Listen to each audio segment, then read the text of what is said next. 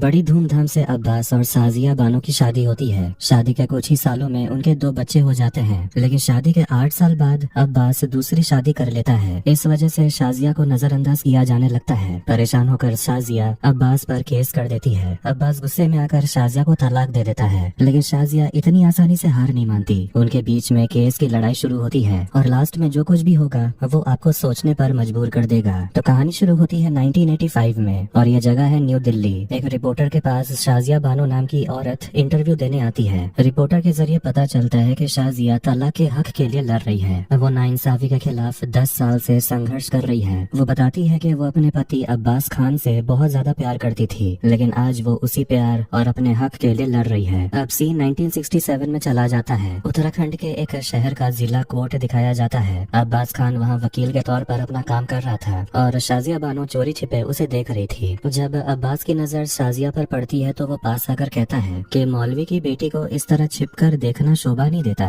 शाजिया कहती है कि शादी से पहले थोड़ा छिपकर देख रही हूँ। इससे पता चलता है कि अगले ही दिन अब्बास और शाजिया की शादी होने वाली है। शादी के बाद दोनों बहुत खुश थे। अब्बास हमेशा शाजिया का बहुत अच्छा ख्याल रखता था। शाजिया भी अक्सर ऑफिस के समय फोन करके अब्बास का हाल लेती थी और अब्बास को ये बहुत अच्छा लगता था। इसी बीच शाजिया प्रेग्नेंट हो जाती है। प्रेगनेंसी के दौरान घर सजाते समय उनका पड़ोसी से झगड़ा हो जाता है। शाजिया दीवार का एक हिस्सा तोड़कर वहाँ फूलों के पौधे लगाना चाहती थी, पर पड़ोसी उसे रोकता है। शाजिया जब पुलिस बुलाने की धमकी देती है तो पड़ोसी अब्बास को फोन कर देता है। अब्बास घर आता है और शाजिया को लेकर पड़ोसी के पास जाता है। वो पड़ोसी के सामने ही शाजिया को जमीन के कागज देता है और कहता है, आज से ये जगह तुम्हारी है, तुम इसे तोड़ो या जो मर्जी करो, कोई रोके तो पहले पुलिस बुलाना, बाकी मैं देख लूंगा। पति का ऐसा साथ देखकर शाजिया बहुत खुश होती है। 1.5 साल बाद उनका बेटा होता है और दोनों बहुत खुश थे। कुछ साल बाद उनके घर में एक बेटी भी होती है, लेकिन इसके बाद जैसे अब्बास का प्यार खत्म होने लगता है। वो पहले की तरह शाजिया का ख्याल नहीं रखता।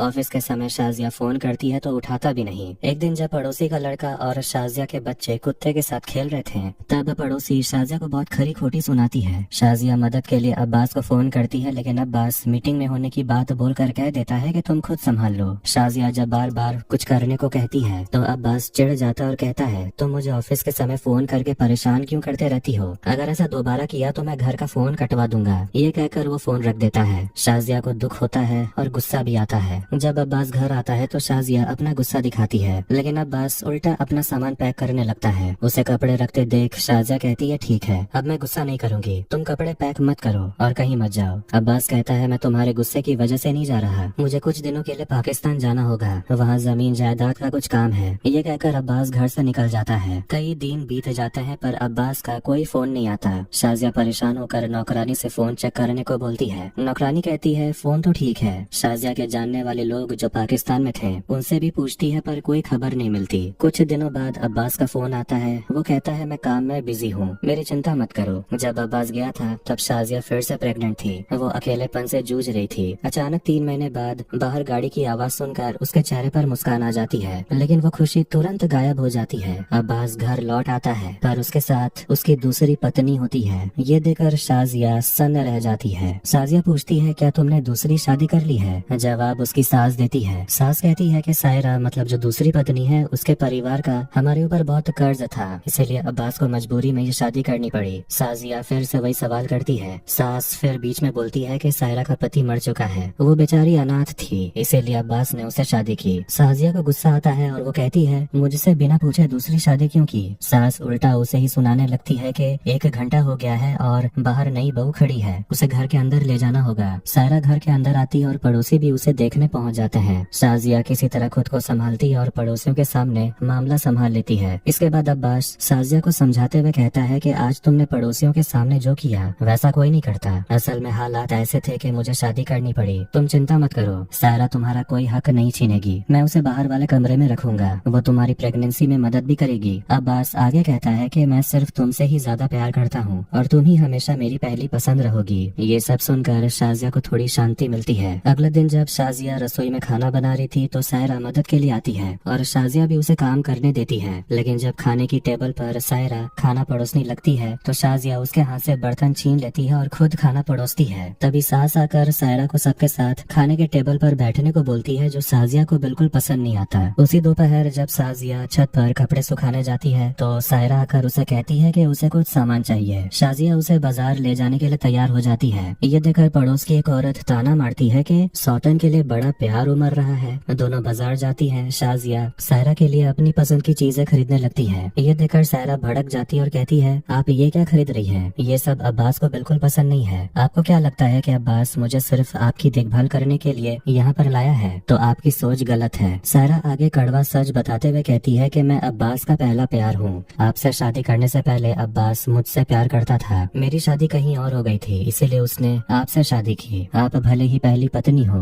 मगर मैं उसका पहला प्यार हूँ। मेरे पहले पति की मौत की खबर सुनते ही वो मेरे पास आ गया था। वो तो उसी दिन मुझसे शादी करना चाहता था, पर मैंने मना कर दिया। असल में अब्बास के लिए मैं प्यार हूँ और आप तो बस चैरिटी हो। ये सुनकर शाजिया के पैरों तले जमीन खिसक जाती है। उसे यकीन नहीं होता कि जिसे उसने इतना प्यार किया, उसने सिर्फ दया की वजह से उसे साथ रखा था। शाजिया भारी मन से घर आती है और अब्बास से पूछती है, क्या आप सायरा को पहले से जानते थे? अब्बास बेरुखी से जवाब देता है, हाँ, तो क्या हो गया? शाजिया कहती है, उसे तो आपकी हर पसंद नापसंद सब कुछ पता है, यहाँ तक कि वो आपकी पसंद के कपड़ों के बारे में भी जानती है। अब्बास गुस्से में आकर शाजिया को चुप रहने को बोलता है। शाजिया कहती है, मैं आपकी बेगम हूँ। शादी के बाद आपने कभी मेरा नाम नहीं लिया, आज नाम क्यों ले रहे हैं? अब्बास अब शाजिया को सोने को बोलता है। आधी रात को शाजिया बाहर वाले कमरे के पास जाकर सुनती है कि अब्बास और सायरा हंसी मजाक कर रहे हैं। ये सुनकर उसे बहुत दुख होता है, फिर भी वो सब कुछ सह लेती है। धीरे धीरे घर में सायरा का राज चलने लगता है और इसी बीच शाजिया का एक और बच्चा होता है। शाजिया अपने तीनों बच्चों को पालती है और दूसरी तरफ अब्बास सिर्फ सायरा के साथ मजे करता है। वो ये सब शाजिया के सामने ही करता है और शाजिया दिल पर पत्थर रखकर सब बर्दाश्त कर रही थी।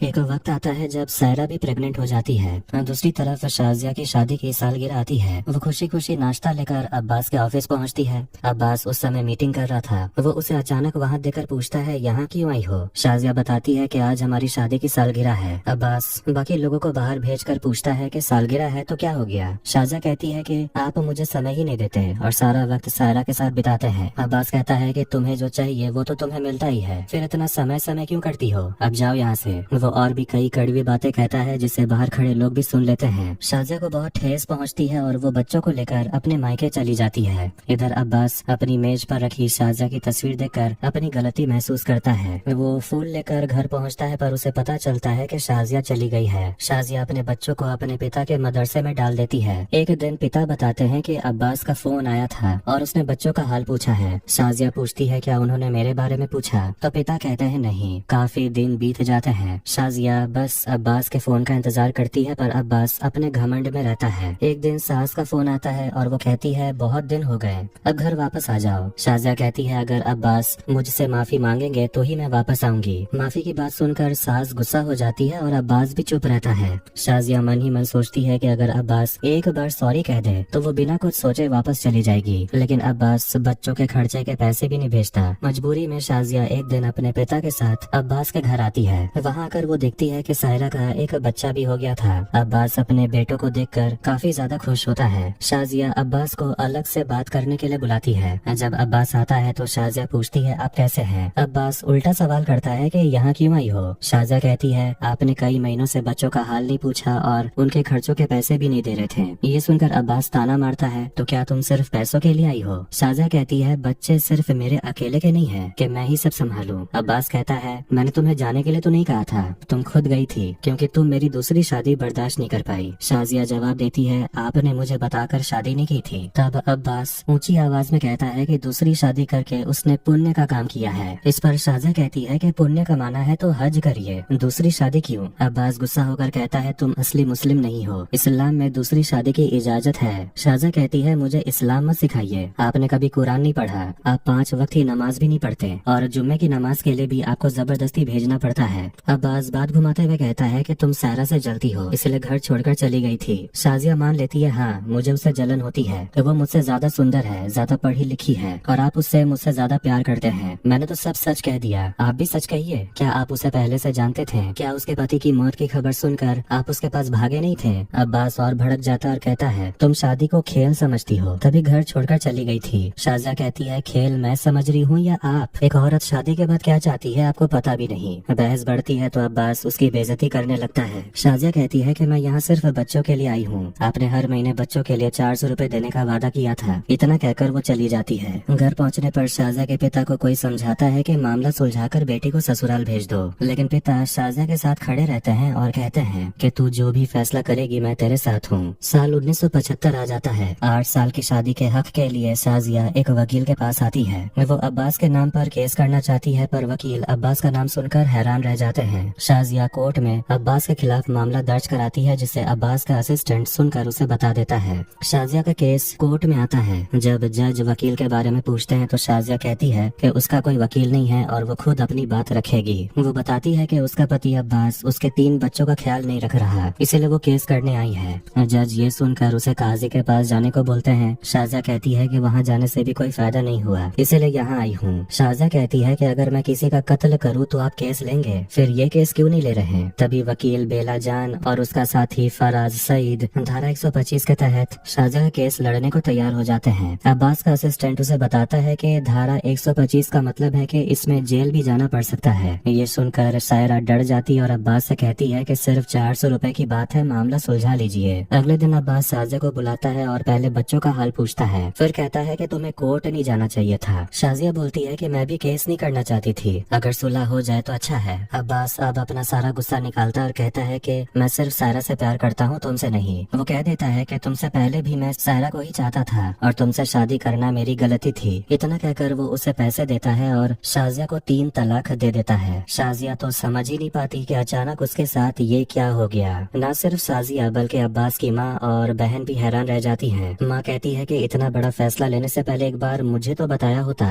अब्बास कहता है कि उसने धारा 125 के तहत केस किया है, इसलिए तलाक देकर मैंने उसे इस हक से बाहर कर दिया। वो कहता है कि कोर्ट में मेरी इज्जत है, मेरा रुतबा है। दूसरी तरफ शाजिया बुरी तरह टूट जाती है और रोते हुए अपने घर आती है। जब वो घर पहुँचती है तो अब्बास नौकरानी के हाथों शाजिया का सारा सामान भिजवा देता है। शाजिया सिलाई मशीन चलाकर अपने दुख को भुलाने की कोशिश करती है। इसी बीच वकील बेला और फराज आकर उसे संभालते हैं। शाजिया उन्हें बताती है कि उसे जो तलाक दिया गया है वो एक बार में 3 तलाक है। कुरान में इसके बारे में साफ साफ लिखा हुआ है। बेला कहती है, तुम क्या कहना चाहती हो कि शरीयत के हिसाब से तलाक नहीं हुआ? अगर ऐसा है तो धारा 125 अभी भी लागू है। इसीलिए बेला कोर्ट में फिर से शाजिया का पक्ष रखती है। वो कहती है कि अब्बास ने अपनी पत्नी और बच्चों का ख्याल नहीं रखा। वादा 400 रुपए महीने देने का हुआ था, पर वो भी नहीं दिए, इसलिए हम मांग करते हैं कि वो हर महीने 400 रुपए दे। अब्बास कहता है कि मैंने 3 महीने पहले ही उसे तलाक दे दिया है। बेला कहती है कि ये बिदायत तलाक था, इसलिए तलाक नहीं हुआ। अब्बास कोर्ट में दावा करता है कि उसने शरीयत के हिसाब से तलाक दिया है। तभी पीछे से शाजिया बोलती है कि एक सांस में 3 तलाक बोलना जायज नहीं है, इस्लाम में इसे बताया गया है। वो आगे कहती है कि तलाक देने के लिए कुरान का ज्ञान होना जरूरी है, पर आपने तो कभी कुरान पढ़ा ही नहीं, फिर तलाक कैसे हो गया? बहस बढ़ती देख जज कहते हैं कि ये केस यहाँ का नहीं है, ये मुसलमान लॉ का मामला है, इसलिए मुस्लिम कोर्ट जाइए। शाजिया के पिता उसे मस्जिद ले जाते हैं। शाजिया अपना चेहरा ढककर मस्जिद पहुँचती है। वहाँ काजी और वकील मिलकर शाजिया पर ही आरोप लगाने लगते हैं। वो कहते हैं कि शाजिया ने शरीयत का अपमान किया है। वो कहते हैं कि जो मामला काजी सुलझा सकते थे उसे कोर्ट में ले जाकर उसने इस्लाम का अपमान किया है। वो शाजिया के पिता को भी खड़ी खोटी सुनाते हैं, क्योंकि वो खुद एक मौलवी है। शाजिया अंदर से बार बार सवाल उठाती है। वो कहती है, मैं पहले काजी के पास ही गई थी, पर उन्होंने सही समाधान नहीं दिया और ये तलाक मान्य नहीं है। वो कुरान का हवाला देकर कहती है कि एक सांस में 3 तलाक नहीं होता। तलाक से पहले 3 महीने का समय दिया जाता है ताकि पति पत्नी के बीच झगड़े सुलझ सके। वो कहती है कि शादी कोई गुड़िया गुड्डे का खेल नहीं है। वो सूरा बकरा और सूरा निसा के आयतों का उदाहरण देती है, लेकिन अब्बास की तरफ के लोग कहते हैं कि शरीयत में तलाक का जिक्र साफ है और तुम उसे मान क्यों नहीं रही हो? शाजिया कहती है कि इस्लामी शरीयत में ये साफ लिखा है कि एक पति अपनी पत्नी के अनुमति के बिना दूसरी शादी नहीं कर सकता। वो इसके लिए सूरा निसा का उदाहरण देती है। वो आगे कहती है कि अगर मर्द शरीयत के बाहर जाकर दूसरी शादी कर सकता है तो औरत अपना हक क्यों नहीं मांग सकती? हुजूर अब शाजिया से कहते हैं कि तुम कौम पर सवाल उठा रही हो, तुम काफिर हो गई हो। शाजिया जवाब देती है, आप ऐसे नहीं बोल सकते, मेरे और अल्लाह के बीच क्या है ये मेरा निजी मामला है, इसमें आप सवाल मत उठाइए। मैं जो कुछ भी कह रही हूँ वो कुरान से ही कह रही हूँ। बेटी की ऐसी हिम्मत देखकर शाजिया के पिता बहुत खुश होते हैं और गर्व से उसे लेकर मुस्लिम कोर्ट से बाहर आते हैं। इसके बाद शाजिया पे चक्कर लगाती रहती है। पैसों की तंगी होने की वजह से उसे अपने सोने के गहने भी बेच देने पड़ते हैं। इस तरह 4 साल और बीत जाते हैं। साल 1979 में शाजिया और अब्बास का मामला फिर से शुरू होता है। वहाँ अब्बास कहता है कि मैंने शरीयत के हिसाब से ही तलाक दिया है और मेहर के रकम भी दे दी है, इसलिए धारा 125 के तहत इस केस का कोई मतलब नहीं है। वकील बेला सवाल उठाती है कि अगर तलाक हो भी गया है तो भी आपको अपनी पत्नी और बच्चों का ख्याल रखना तो होगा जब तक कि वो दूसरी शादी नहीं कर लेती। 1 साल और केस चलने के बाद आखिर में शाजिया की जीत होती है। कोर्ट से अब्बास को चिट्ठी भेजी जाती है कि वो शाजिया को साल के 1000 रुपए दे, लेकिन इतने में शाजिया का गुजारा कैसे होगा। बच्चे भी बड़े हो रहे हैं। इधर पिता के मदरसे के स्टूडेंट्स भी अब स्कूल जाने लगते हैं, जिससे मदरसा खाली हो गया है। फिर भी पिता हार नहीं मानते और कहते हैं कि वो अपनी बेटी के साथ है। समाज की नजरों में शाजिया जैसे सबकी दुश्मन बन जाती है। लोग उसे अब अजीब नजरों से देखते हैं और दीवारों पर उसके खिलाफ उल्टा सीधा लिखते हैं। साल 1981 आ जाता है और हिंदू मुस्लिम दंगे शुरू हो जाते हैं। इससे सबसे ज्यादा असर शाजिया पर पड़ता है। वो किसी तरह अपने तीनों बच्चों को बचाने की कोशिश करती है। जब पिता उसे सुरक्षित जगह ले जाने को बोलते हैं तो शाजिया जमीन के कागज निकालती है और वकील फराज को लेकर अब्बास के घर पहुंच जाती है। शाजिया उसी जगह पर अपना हक जताने आती है और घर के बाहर वाले कमरे में रहने लगती है। कमरा साफ करते समय वो खिड़की से देखती है कि उसके आने की वजह से अब्बास और सायरा के बीच में काफी बहस हो रही है। दूसरी तरफ काजी और हुजूर अब्बास को बताते हैं कि जबकि शाजिया एक बार केस जीत गई है, इससे अब बहुत सी औरतें तलाक पर सवाल उठा रही हैं और कोर्ट जा रही हैं। अगर ऐसे ही चलता रहा तो हमारी शरीयत खतरे में पड़ जाएगी। अब यह केस सिर्फ तुम्हारा नहीं रहा बल्कि अब पूरे देश का मामला बन गया है। ये सुनकर अब्बास कहता है कि मैं इतनी आसानी से शरीयत कानून पर सवाल उठने नहीं दूंगा। मैं हाई कोर्ट जा रहा हूँ। 1982 में हाई कोर्ट में सुनवाई शुरू होती है। वकील बेला भी वहाँ पर कहती है कि तलाकशुदा पत्नी होने के बाद भी जब तक उसकी दूसरी शादी नहीं होती तब तक अब्बास को शाजिया और बच्चों का खर्चा उठाना होगा। अब्बास दलील देता है कि एक्स वाइफ एक सेक्युलर शब्द है, शरीयत में ऐसा कुछ नहीं होता। बेला जवाब देती है कि इस कोर्ट में शरीयत या सेक्युलर का सवाल उठना ही नहीं चाहिए। अब्बास कहता है कि तलाक एक कानूनी कॉन्ट्रैक्ट का खत्म होना है। एक बार ये खत्म हुआ तो सब खत्म। बेला पूछती है कॉन्ट्रैक्ट खत्म हो सकता है पर रिश्ता कैसे खत्म होगा। आप एक्स या फिर तलाकशुदा जैसे शब्द भले ही लगा ले पर शब्द के आखिर में तो पत्नी ही रहेगा ना। अब्बास कहता है जिस दिन तलाक हो गया उस दिन से पति पत्नी एक दूसरे के लिए अजनबी हो जाते हैं। बेला तब बच्चों के साथ वाली तस्वीर दिखाती और पूछती है तो इस रिश्ते को आप क्या नाम देंगे। अब्बास कहता है सिर्फ बच्चों की माँ और कुछ नहीं। जज उन तस्वीरों को देखता है। बेला पूछती है जब उसने इन बच्चों को जन्म दिया तब क्या वो आपकी पत्नी थी। अब्बास ऑब्जेक्शन करता है। तब बेला उसे याद दिलाती है ये शरीयत का कोर्ट नहीं है, यहाँ सेक्युलर कानून चलता है। अब्बास चुप हो जाता है और बेला कोर्ट में कहती है कि जो सवाल पहले एक परिवार की छोटी सी डायरी तक सीमित थी अब वो अदालत में पहुंच गया है। फिर वो पत्नी शब्द पर और उसकी अहमियत पर अपनी बात रखती है। कोर्ट के बाद जब शाजिया बाहर आती है तो देखती है कि उसके तीनों बच्चे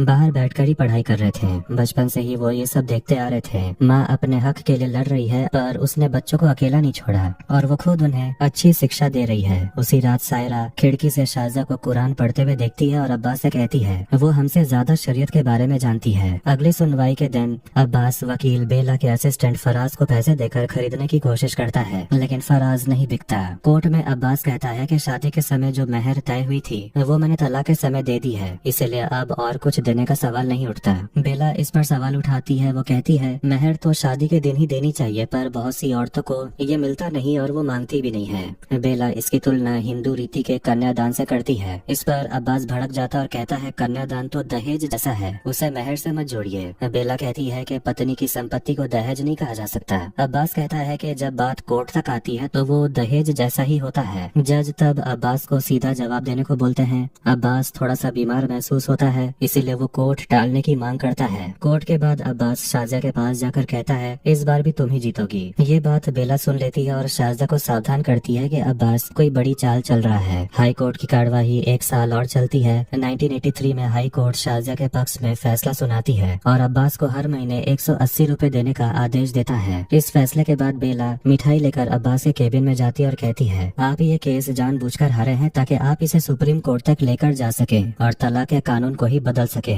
अब्बास कहता है मुझे नहीं पता था कि आप इतनी जल्दी समझ जाएंगी। बेला कहती है हम भी कोई कच्चे खिलाड़ी नहीं है। अब्बास कहता है सेक्युलर कानून के जरिए शरीयत का मजाक उड़ाया जा रहा है और ये मैं चुपचाप देख नहीं सकता। शरीयत को बचाना हमारा फर्ज है। बेला कहती है पत्नी और बच्चों का ख्याल रखना भी तो फर्ज है। फिर बेला मिठाई वापस ले जाने लगती और कहती कहती है आपको शुगर है तो मीठा नहीं खा सकते। ये बात मुझे शाजिया नहीं बताई है। ये सुनकर अब्बास चुप हो जाता है। सायरा अब अब्बास से कहती है कि अगर जरूरत पड़े तो मैं 180 रुपए दे दूंगी, पर अब सुप्रीम कोर्ट में केस मत करो। अब्बास जवाब देता है मैं 180 रुपए के लिए नहीं लड़ रहा। इसके बाद सायरा शाजिया के कमरे में जाती है और उसे कहती है तुमने ये सब क्या शुरू कर दिया है। शाजिया कहती है मैं तो 180 रुपए में मान गई थी, पर अब्बास नहीं मान रहे। सायरा कहती है वो तुमसे प्यार करते हैं, फिर भी तुम ऐसा क्यों कर रही हो। शाजिया जवाब देती है मैंने भी तुम्हें स्वीकार कर लिया है, पर तुमने अपना हक पाने के लिए सारा सच बता दिया, जबकि तुम जानती थी कि इसका अंजाम बुरा होगा। हमेशा सिर्फ प्यार काफी नहीं होता, इज्जत भी चाहिए। उसी दिन शाजिया की माँ अब्बास के घर फोन करती है। अब्बास की माँ फोन उठाती है। शाजिया की माँ कोई जरूरी बात करना चाहती थी, पर अब्बास की माँ फोन देने से मना कर देती है। असल में शाजिया के पिता का देहांत हो गया था।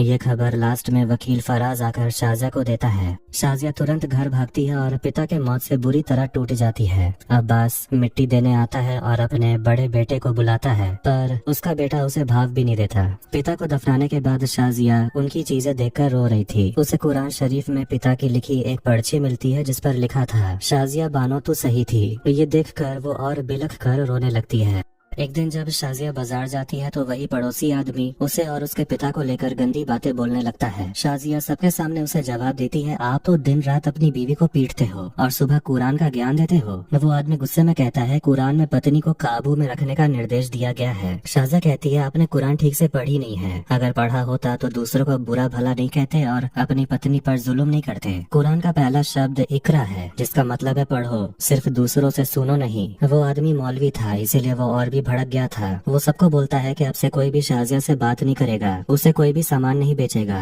और उसके बच्चों के साथ कोई नहीं खेलेगा। शाजिया घर आती है, पर जब दरवाजा खोलती है तो उसे कुछ सामान मिलते हैं जो सायरा ने चुपके से उसके लिए भिजवाई थी। अब देखते हैं कि रोजा शुरू हो जाता है। शाजिया के दोनों बेटे नाना के कब्र पर दुआ करने आते हैं। वहाँ अब्बास को देखकर दोनों बच्चे चले जाते हैं। अब्बास तब शाजिया के कमरे में आता और कहता है मेरे बच्चे मुझे देखकर दूर चले जाते हैं, इससे बड़ा दुख और क्या होगा। आज पवित्र रात है, मैंने बहुत गुनाह किया है, शायद माफी ना मिले, पर तुम्हारा क्या होगा। मैंने तो सिर्फ माचिस की तिल्ली जलाई थी, तुमने तो पूरी दुनिया में आग लगा दी। शाजिया उसे खाना देती और कहती है कि दुआ करती हूँ कि इस पाक दिन में आपके सारे गुनाह माफ हो जाएं। 1983 में सुप्रीम कोर्ट में शाजिया बानो और अब्बास के केस की सुनवाई शुरू होती है। पहले दिन अब्बास अपनी बात रखता है। वो कहता है कि अब ये केस हमारे बीच का नहीं रहा, ये पूरे देश का मामला है। हिंदुस्तान में मुस्लिम शरीयत कानून बनाने में बहुत मेहनत लगी है, पर धारा 125 उसे चुनौती दे रहा है। शरीयत के नियम टूट रहे हैं, जो मुसलमानों के लिए काफी बुरा है। शरीयत के हिसाब से तलाक के बाद सारे रिश्ते खत्म हो जाते हैं। ये केस निचली अदालत में खत्म हो जाना चाहिए था, इसे यहाँ तक लाकर शरीयत का मजाक उड़ाया जा रहा है। सुप्रीम कोर्ट की कार्रवाई के बाद फराज शाजिया और बेला के सामने कहता है आज अब्बास ने जो बातें कही वो सही थी। मैं जब उनकी बातों से सहमत हो रहा हूँ तो पता नहीं जज क्या सोच रहे होंगे। लेकिन घर पर सायरा फिर से अब्बास को टोकती है और कहती है कि शाजिया बानो सही थी। अब्बास इस पर सायरा पर काफी गुस्सा होता है। साल 1984 आता है और अब सुप्रीम कोर्ट में शाजिया के बोलने की बारी थी।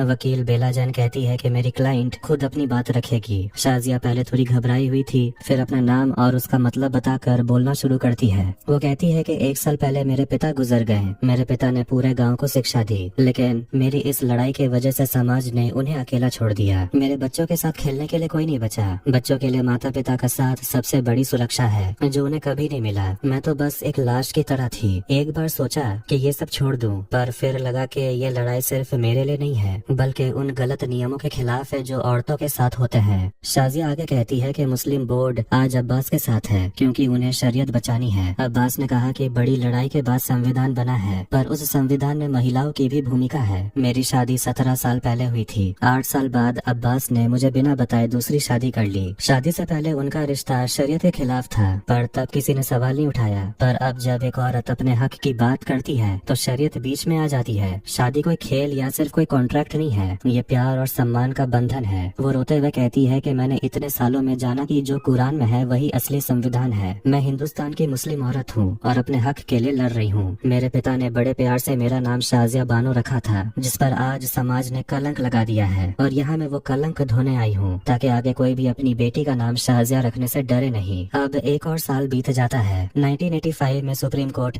अपना आखिरी फैसला सुनाता है। कोर्ट बताता है कि धारा 125 के तहत तलाकशुदा औरत को गुजारा भत्ता मिलेगा। कोर्ट ने साफ किया कि फैसला कुरान के नियमों के अनुसार ही है, क्योंकि कुरान में भी औरतों के हक की बात की गई है। शाजिया बानो को हर महीने 180 रुपए देने का आदेश दिया गया। शाजिया बानो ये कानूनी लड़ाई जीत जाती है। फैसला आने के बाद शाजिया और अब्बास एक दूसरे को दूर से देखते हैं। पत्रकार शाजिया को घेर लेते हैं और पूछते हैं, अब आपका गुजारा कैसे होगा? शाजिया कहती है कि मैं बच्चों को कुरान पढ़ाती हूँ और उसी से मेरा घर चल जाएगा। फिल्म के लास्ट में शाजिया को कुरान पढ़ते हुए दिखाया जाता है। ये कहानी हमें यही बताती है कि शादी के बाद पत्नी को पूरा सम्मान देना चाहिए। इस्लाम में शादी के लिए पत्नी की सहमति जरूरी है। शाजिया ने अपने हक के लिए हार नहीं मानी और वो सफल हुई। ये फिल्म सच्ची घटना पर आधारित है और शाजिया बानो के किरदार में यामी गौतम ने जो शानदार एक्टिंग की है, इस बार तो यामी गौतम को नेशनल अवार्ड मिलना ही चाहिए। खैर, आपको ये वीडियो कैसा लगा कमेंट करके जरूर बताएं।